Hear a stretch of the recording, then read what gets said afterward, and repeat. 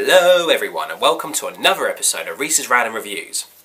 I am Reese and I'm about to give you a very special episode of Reese's Random Reviews today because I am completely excited and I'm very happy because tonight I am going to see The Shining's re-release at the BFI in South Bank. That's right, the actual classic Stanley Kubrick horror film is getting re-released at the BFI again because it was released 4 years ago and now they're releasing it again. And I booked my ticket like 2 weeks ago, so yeah, I had to go and see this again. Now you're probably thinking I've been spoken about The Shining quite a few times before in the past.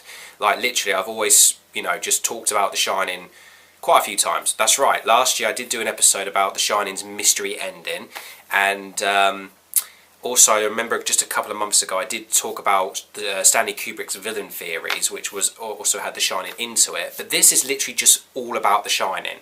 So if you do love The Shining, this video is definitely for you. So stay where you are and keep watching until the video finishes, and then you can go off and do whatever you want to do.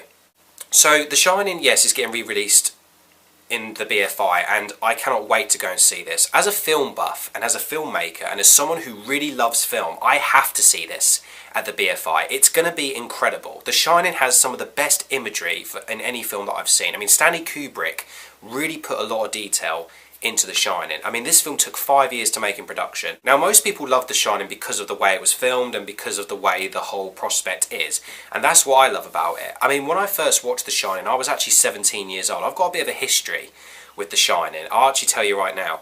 When I was about 7 and I went into Blockbusters, if anyone remembers what Blockbusters were, of course you do, the 90s, early 2000s, home video, whatever. Anyway, basically, I went into Blockbuster with my dad and my older brother, and we were trying to pick out a video to watch for that day. And I remember picking up The Shining by mistake when I was looking at another video. But then when I looked in my hand and saw The Shining, my dad ran up to me and grabbed it off my hands and said, "You do not ever watch that film. Never watch that film, ever. Seriously, never watch it. Not for kids, scary movie." And I was just like, oh, okay. Because obviously I was 7. I didn't really know what horror films were back then when I was about 7. I probably knew what a horror film was then, just not at that moment, until my dad told me. And then I remember going on the way home, when we were driving back, I was saying to my dad about The Shining, I was like, why didn't you want me to watch that movie? Like, why did you not want me to watch it? And he just said to me, well, the reason is, it's a very scary movie. He said, I can't even watch it on my own. And I was sitting there thinking, nothing ever scares my dad. I mean, when you're a kid, you think nothing can scare your parents. You think as you're a kid, you're the only thing that can be scared of anything, and your parents are just so brave that nothing scares them. But now when you get older and you realise that that they can get scared, and then you can get scared as you get older, because we are only human, apparently it's true. Parents can get scared of stuff, of course they can, but obviously I was a kid, so I didn't know that. So yeah, anyway, basically I thought The Shining was like the most terrifying film ever made because my dad told me it was really scary. So I said to myself, I'm never planning to watch it, because if it scares my dad, who I thought was the bravest person of all, then I shouldn't watch it. But then as the years went on, obviously The Simpsons spoofed it and it got me more intrigued about The Shining. There were parodies on the internet about it that I pretty much didn't get. And sometimes when it came on the telly, there were hints to me that was like, should I watch it? But then my dad was like, don't you dare put that on. And then we didn't watch it. And yeah, and people kept saying to me, don't watch The Shining. Just don't watch it, it's that scary. But the more people kept saying to me, don't watch it, the more I wanted to. But then it all started off when I was 17. As soon as I hit 17, I remember The Shining was going to come on Sky Movies. I went to my nan's for the Easter holidays, right? I went to my nan's because I used to go to there for the Easter holidays when I used to break up from school or whatever. And I actually went to my nan's and The Shining was on that night, and I watched it on my own. I put it on my own for the first time. And I remember texting my dad, telling him that I was going to see The Shining, and the only thing he texted me back was, because I thought he was going to go crazy. I thought, when I texted him, I thought he was going to go mad. I thought he was going to be like, don't watch it, don't you dare watch it, but he didn't. He actually just texted me back and put, good luck not having any nightmares. So he said, basically, it's okay for me to watch it, but I'm going to have nightmares at the end of it. But did I? No, not really. I mean, when I did first watch it, I did have a pillow I was kind of like this a little bit. Kind of like one of them normal, typical horror nights where you're holding a pillow and you're sort of biting your nail a little bit and you're sort of just watching and you're just sort of like a little bit, oh, what's happening here? Oh, it's okay. Oh, hang on a minute. What? Oh, you know, just stuff like that. But then after when the film was over, I was like, this is an incredible movie. Like, it really, really amazed me. And then, but of course, with Stanley Kubrick films, you have to watch them again. It's like, if you only watch it once, it doesn't get time to really get into your brain just yet. You have to watch it again to properly absorb it. I've done that a lot with Eyes Wide Shut, 2001: Space Odyssey, Clockwork Orange I actually got straight into, because Clockwork Orange is now one of my favourite films, and Full Metal Jacket as well. I think it was just 2001, The Shining and Eyes Wide Shut that made me think, I need to watch that again, because some bits were very like, yeah. The only scene that I did not like in the movie, and I still don't, is the scene with the ghost woman in the bathtub. I absolutely hate that scene. It actually scares me so much. Like, it's one of the most terrifying scenes in movie history. The fact that Jack Nicholson goes in that room, opens the door, there's this beautiful naked woman, and then all of a sudden she's this corpse. It's absolutely disgusting, and it's horrible. I hate that scene. The rest of the movie, though, however, I absolutely love. I mean, the actors in it are fantastic. I mean, Jack Nicholson, I mean, his performance as Jack Torrance is so incredibly scary and so incredibly amazing that you just fall in love with that performance. And everyone has said that The Shining is pretty much one of Jack Nicholson's best roles, and I believe so. But also, I loved him in One Flew Over the Cuckoo's Nest and in Batman as the Joker, and also A Few Good Men. He was fantastic in that. You know, he's fantastic in a lot of films.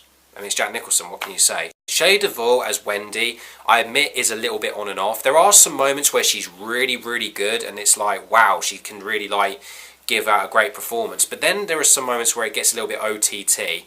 But obviously, in real life, the production with Shelley Duvall working with Stanley Kubrick was actually that stressful. When she was crying, some of the scenes, she was actually crying with stress. And she kept on rolling with acting, which shows that she's a good actress. But she passed out during production, and her and Stanley just didn't get on. And I don't know why. I mean, Stanley loved working with Jack. He was so lovely with Jack. But when it was with Shelley, he really, like, proper made her feel like that big and made her feel useless. And it was kind of horrible. But the reason that Stanley was doing it was because he was trying to get the best out of Shelley. And Shelley did say that she wouldn't trade the experience for anything. She just would never go through it again, which I can probably completely understand. 5 years of working with Stanley. Yeah, it's probably gonna destroy you. Plus, did you know The Shining actually holds one of the world's Guinness Book of Records? I didn't say Guinness properly then. It holds one of the Guinness Book of Records for the most takes, apparently. 127 takes of Jack Nicholson getting beaten up with a baseball bat. Poor Jack, I'm not surprised he suffered brain damage after this movie. He probably did, that's probably why he went a little bit insane. Oh boy. Danny Lloyd, who plays Danny Torrance. Danny, Jack. I know, most of these actors have the same names as the characters, but Danny Lloyd, who plays Danny Torrance, is also probably one of the best actors in the film. He's actually one of my favourite child actors. I mean, normally you sometimes get some child actors in some movies and they're a little bit meh, but Danny Torrance is actually a really fantastic, you know, character in this film, and also the actor Danny Lloyd is really, really good. Like, he honestly is one of my favourite child actors to portray this character, this vulnerable young character in this dangerous world. Plus, as well, I do love the kid in Pet Sematary as well, the little baby with a knife. I thought he was very scary. And also, speaking of scary children, the twins in the hallway, creepy. Everyone says to me that they hate that scene. They always hate the twins in the hallway saying, "Come play with us, Danny, forever and ever and ever." In fact, in real life, them twins call themselves I think they call themselves the Grady twins, or the Hotel twins or something, or the Overlook twins. It's one of those on Twitter, and I actually follow them. I actually follow these girls on Twitter, and in real life, they are actually twins, and they are actually sisters. And even though that after the film they didn't want to pursue acting, they have recently been around in film festivals and gone to some few screenings to promote either Stanley Kubrick's work or someone else's, and they're still out there today, which is incredible. Also, one of my favourite actors in this film is none other than Scatman Crothers playing Dick Hallorann. Scatman is an absolute legend. I love this man. Like, seriously, Scatman is an incredible actor. That voice as well that he has is just brilliant. Such an amazing voice that he has. I mean, I actually wish I had a voice like his, or Jeremy Irons, or Liam Neeson. You know, real distinctive. But his voice was very jazzy. That's why he was known as Scatman. So he was very like jazzy voice, and my name's Scatman, like that. And he was just so cool, and that it's just, I love that voice. I mean, seriously. I mean, he was in Aristocats as well, and it was funny because when his name popped up on the screen when it rolled up and it said Scatman Crovers, it was so funny because the first thing that came into my head was Scat Cat from Aristocats, and I pretty much thought of that character when watching The Shining because all I could think about was Scat Cat, and you can see why. The film is incredible. Like, the film is a masterpiece. Even though Stephen King hated the film and still has mixed reviews to this day, saying that this film is awful and it doesn't follow my book and it should have done this and should have done that, which is understandable because it's his creation. Stephen King did say that he loved the imagery. In fact, he said he called the film of The Shining like a beautiful new car that had no engine in it. And also he said Stanley Kubrick was a man who thought too much and feels too little. Also, Stephen King came up with this great theory about the book and the actual film. He was basically saying that in the book, his hotel burns, and in the film, the hotel freezes, saying that Kubrick is just cold and he is warm, which I can understand. The film, to me, is just a huge masterpiece, even though I love the book as well. I mean, I've read the book about 3 times, but I love The Shining film altogether. Like, the whole thing with its theories as well is so incredible. There's so many things in this film that I wish I could explain, but I would take over this video for so long.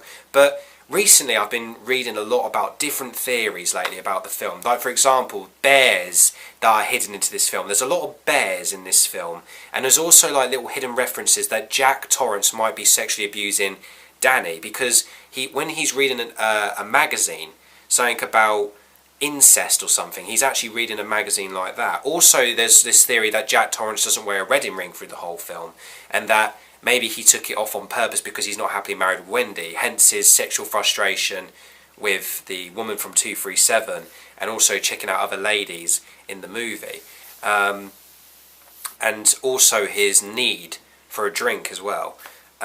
You know, there's all these like hidden references that are thrown into the film which really do intrigue me. But as a film altogether, the film is incredible, and I cannot wait to go and see this film at the BFI Cinema, like the huge screen of this movie.